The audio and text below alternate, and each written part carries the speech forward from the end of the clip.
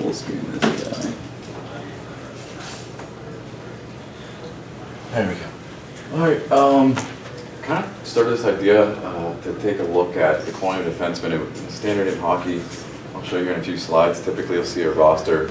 We've got 12 forwards, 4 lines of 3 forwards, and then 6 defensemen. And that's the typical structure you see in hockey, and it's been like that for quite a few years.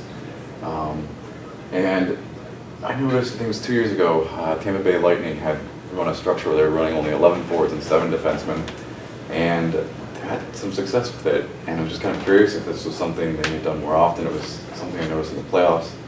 So I went back and took a look to see how often they were doing this, when they were doing this, and what kind of success, if it was some sort of advantage that they were able to find in this new roster, if it was something that maybe fit their team, or if it was something you could kind of translate across the board.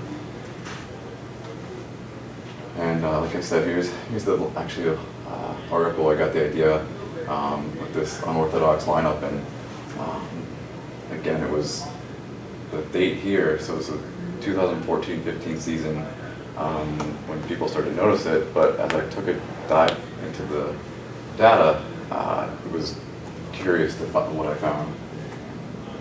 Again, like I said, this is the typical structure. We would have the 12 forwards and 6, and they were going here where, and then they would double shift a forward, and then so there's some advantages there, but also some disadvantages. But it seemed to work for them that year. So what we're going to go through is just, I'm going to look and see if there's any sort of performance difference between the 2 roster structures. I took all the game data for the Lightning between 2010 and 16, and just our objective here is just to go through and see if there's something measurable to quantify. And then here's a quick outline for everyone. I broke it down season by season here. You can get an idea. This 12-13 season was a lockout shortened season. They only played, I think they started the season in January, so there's only 48 games there. So you can see the discrepancy between the standard 82 game season. But overall, a good idea of 179 out of the 523 games. I think it was about 34%. So like I said, I found this article, and it was just based on this, solely this column here, with the playoffs there in that year. But once I kept looking at, I was finding more and more, and all the way back, I started to go back to the 13-14 season. I talked to one of the analysts with the Lightning, and he said, yeah, go back, about 3 seasons. And then last fall I was discussing this with some people at a conference, and shortly after my presentation, the coach of the Ottawa Senators right now, Guy Boucher, he was the coach of the Lightning from 2010 to 2013, and he had a press conference before the season started in Ottawa. It was his first year there, and just discussed his interest or intrigue with this format. So I'm sitting there thinking in this conference, I have all this data pulled up for these 3 seasons, and I'm like, I think I just missed 3 seasons of data. So sure enough, I go home and I run the data, and when that coach Guy Boucher was there in 2010 to 2013, as you can see, it's been going on longer than the 3 years that I originally kind of explored. And then some of the kind of topics we'll focus on, just was curious how, if this was something that was because of an injury that they were forced into maybe adapting their roster. Take a look at that, and then see how it affects the distribution of the ice time. Are the forwards, they log in a lot more minutes now that there's only 11.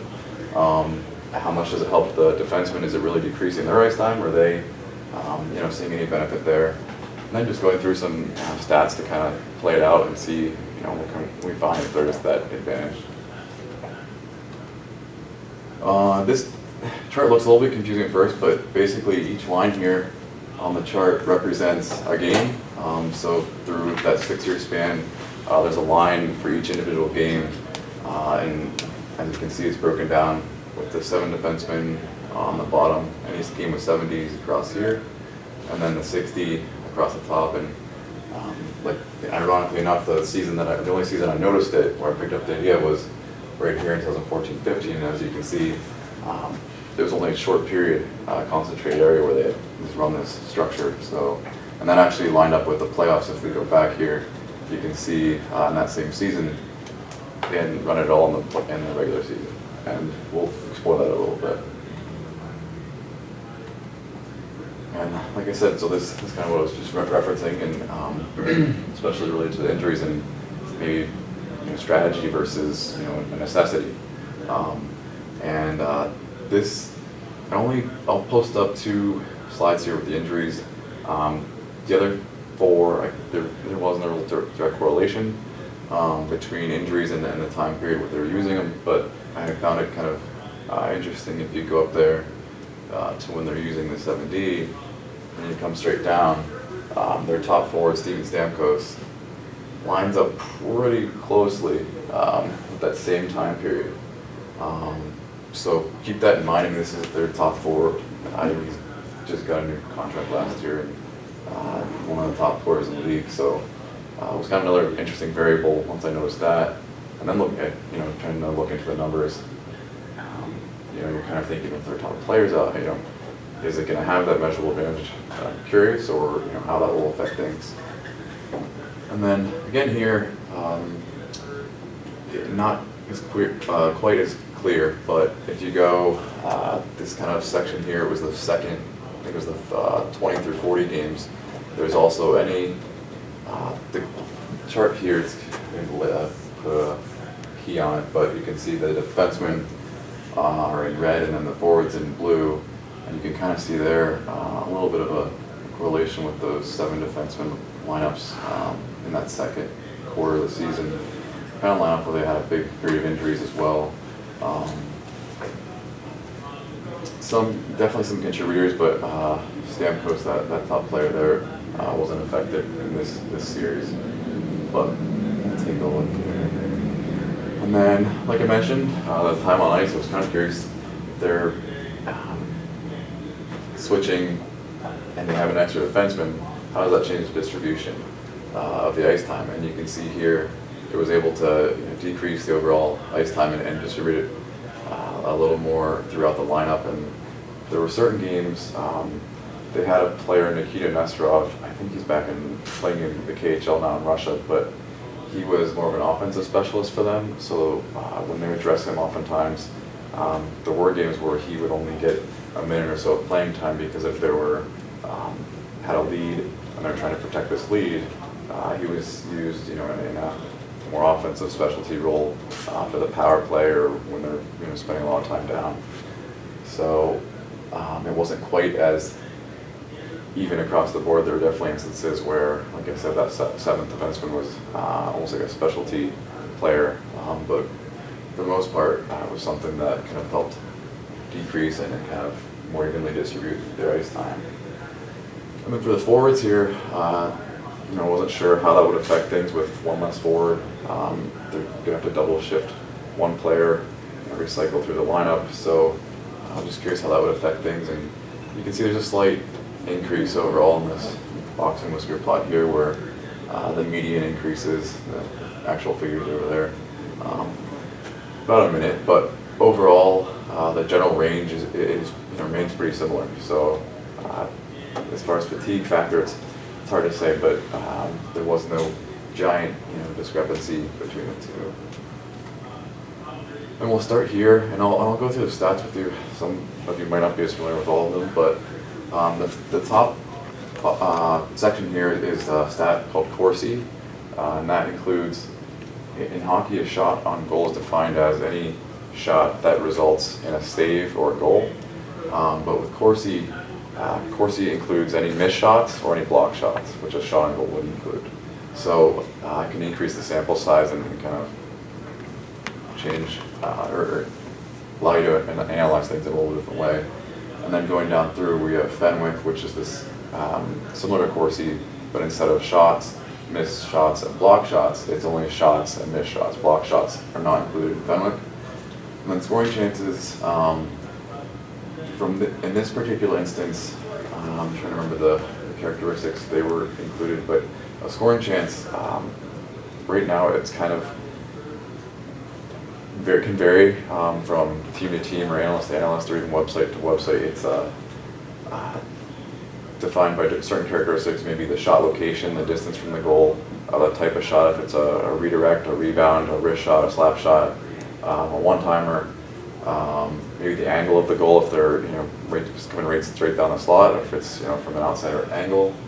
There's a number of factors, but typically the most common description I've come across is there's a home plate area you can define on the ice, and that would be if you can picture like the face-off dot on either side, and then the goal, so you draw a line across the face-off dots, and then down to the bottom of the circle, the face-off circle, and then over to the crease, so it kind of makes like a home plate shape. And that's a common area that's outlined as a scoring chance area, and then plus like a rush, if it's a 2-on-1, 3-on-1, 3-on-2, any sort of odd man rush, breakaway, stuff like that. But we'll start with those three. As you can see, going through, even going back where I said in that one season, 2013-14, they had Steven Stamkos was out for an extended period of time when they were using this, and I was kind of not sure how it would turn out, but the Corsi 4 results, so the shots 4 they had, they saw an increase in 2. The Corsi against, they saw an increase, which is a bad thing because these are shots against, so I label it in red, but as you can see the percentage, the 4 over the 4 plus against, overall still increased it, and it still increased overall.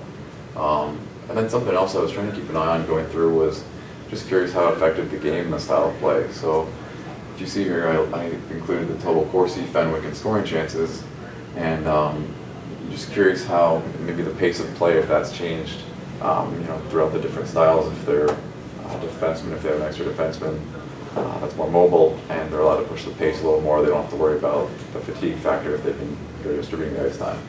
So if you're going through all the total stats there, overall they all saw an increase, and then on the next slide I'll show you just ran some quick t-test to see the significance of each of these. And then the final one here is expected goals, and that is a model built, there's a couple of them out there and they're built kind of on the similar characteristics to the scoring chance, but I guess I would describe it as if you took, one way I had it described to me was if you went out to the rink and you shot the puck 10 times and you scored 3 out of 10, and you try and extrapolate that into future projection, obviously that wouldn't be a great predictor of your future record. So what scoring, the expected goals model, you're able to take a collective amount of shots going through, and over time, whether it includes all those sort of characteristics, and defining sort of the danger of each shot and the scoring chance to give you a projected goal amount. And again, here you can see the goals for went up, the goals against increased slightly, but overall the percentages were favorable. And this one here, like I said, I just ran through some statistical tests, and the statistical testing, I just did a hypothesis test, t-test in the program I use, and the key over there. So anything, the most significant values, which is kind of like a temperature coded scale. In green here, it's kind of hard to see with the projector, but the smaller the amount, the more significant that value, so you can kind of go through and see. In yellow and green or something is what I'm looking through numbers that I was kind of looking for, and at the end I kind of summarize it and kind of try to find a trend, like which of these are significant values, what can we kind of tease out of this. But going through all the statistics for the team were definitely increased, and those were definitely good indicators. Again, like the total chances, the pace of play, those are pretty significant throughout. So, and here's just some quick graphics to see it here visually with the Corsi on top and the Fenwick on the bottom, and just using the axis there to show the shots against and the shots for. With some of the numbers so close and then trying to scale it, it's hard to see the difference, but with the labels, hopefully that helps, but just to give you some sort of visualization for those stats. And again, here's those percentages going through.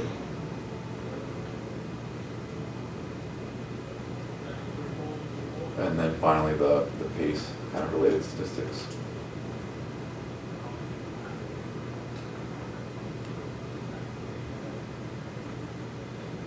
And then I kind of broke it down even further. I had, like I said, the team stats there, but I want to see how it affected the forwards as a group and the defenders as a group and how their play changed. Besides, obviously, we looked at the ice time, but what their play looked like in the two different samples. So I focused on the top six forwards. It was something going through some tests and stuff. They were more consistent, less change throughout the lineup and everything. So it was a little more steady to evaluate, and going through with all the same stats here, you can see actually for this one, it's hard to see which ones are green. It's like a real light shaded green, but again, all those that are green were an increase.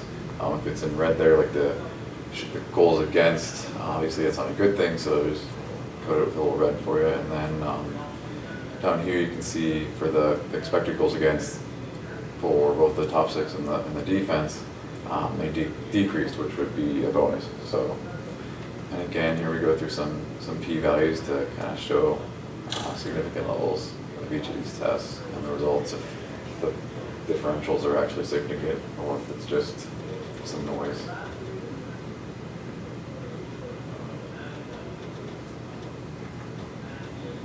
Again, some quick graphical representations.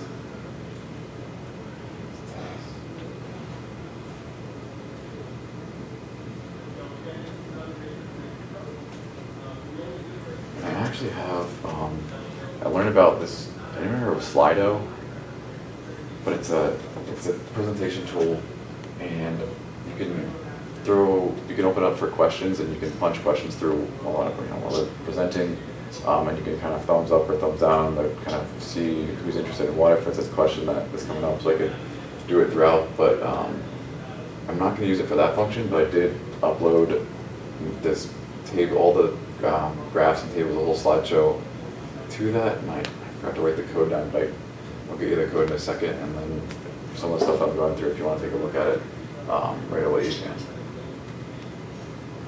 And then some other things I took a look at statistically were the zone entries.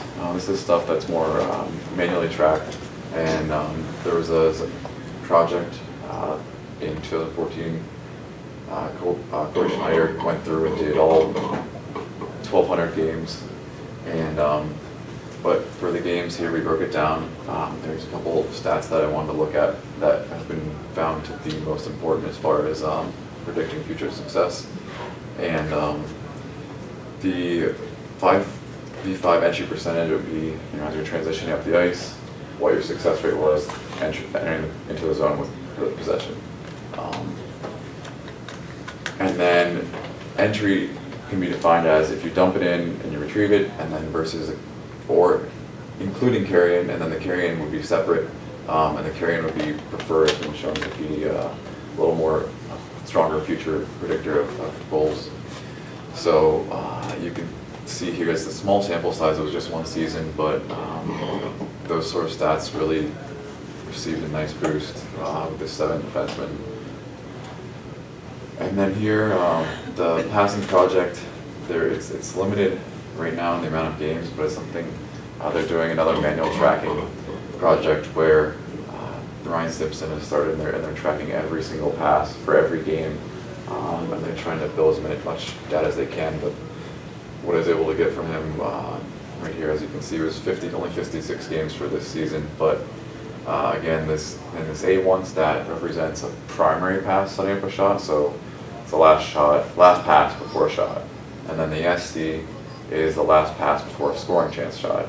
And again, the R-squared values of that to future success and goals and wins, those are two stats that have been found pretty strong, and you can see the differences there. And then the p-values right here. So again, some of that's sample size related and other things, but they're not terribly high. But again, you don't see the as favorable as some of the stats up there with the carrying percentage. They increase over when you're running the 60 format. And then again, just kind of summarize all the different between those team, top six, defense, and then those zone entries and passing. There's just a quick summary of the p-values and the different levels, ranging from most significant to lower significance, but all within a pretty reasonable range for research here. So with the category that it stems from, and obviously the stat. So.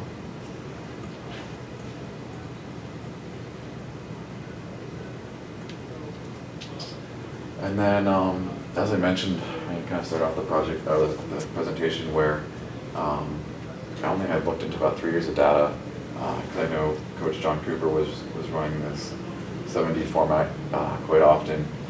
But once I added Guy Boucher, I was kind of curious how the numbers differ between the two coaches, and if systems related or just how they really will utilize that format. So went through and same thing here, but I took out the 6 and 7 column and just showed the p-values, the significance, if there's an improvement or not between the 60 and 70 format. And as you can see with John Cooper over here, the number's a little more favorable, but I wrote down there's a couple caveats on that.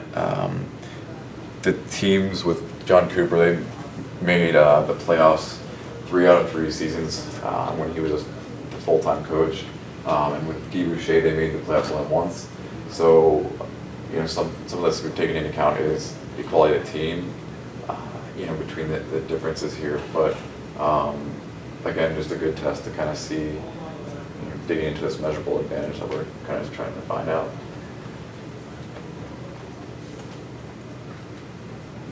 And then a common question I get is,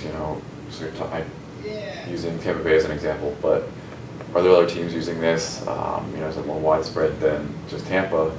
And I kind of went through just this season. I pulled up the teams that had utilized it in some shape or form throughout the year. And as you can see, Tampa Bay had 23 games this year. There's a few teams here and there, like Minnesota, Philly, and Pittsburgh. They're on the lower end and going through. And I know quite a few of those instances were back to injury related, where they had a defender coming back and running the risk of having 5 defenders because the player comes in and he's not able to finish out the game because it's his first game back and something happens where aggravates the injury.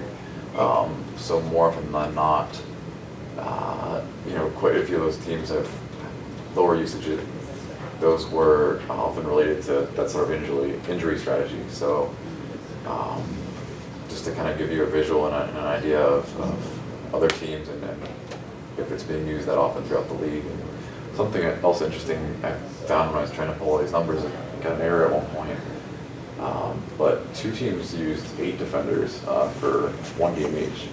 So that was something kind of scratching my head, and one of the gentlemen involved with those teams is here today, so I'll have to ask him a little bit, but I was curious. Like I said, it was either 6 or 7. There's kind of a limited sample of 7 outside of Tampa, and there were those kind of 2 outlier games. And then just to wrap it up, a couple ideas, further exploration. Like I said, kind of going back to that time ice thing with the factor fatigue and looking at more of an individual analysis on certain players and throughout the season, if your defenders are logging heavy minutes and you're top heavy on the defense, in the periods of time when you run this 7 to kind of be able to ease up the minutes and that factor of fatigue can play a role or what role it does play. And then taking a little deeper dive into the injury analysis and maybe lining up more closely besides that chart there. And then it would be ideal that the manual tracking stuff's great, but it's really limited right now as far as the amount of data available. So to be able to dive into that a little more, get some more data pulled, it'd be really interesting to be able to add that. And then again, that the coaching impact, that was something that I hadn't accounted for at first, but just see how, obviously the roster structure, the impact of that, but then above and beyond the coaching structure and then how they structure their team and execute. And then finally, I guess like we saw earlier, the pace of play seemed to be a factor that was increasing, and it's hard to make any sort of conclusive statement with the measurable advantage going through. There's some good things that definitely catch your eye, but also other things where you're not so sure. So things like pace, where we can see that there's pretty consistent increase, looking into that and seeing if pace, if there's some sort of advantage there when you're in a different pace of play.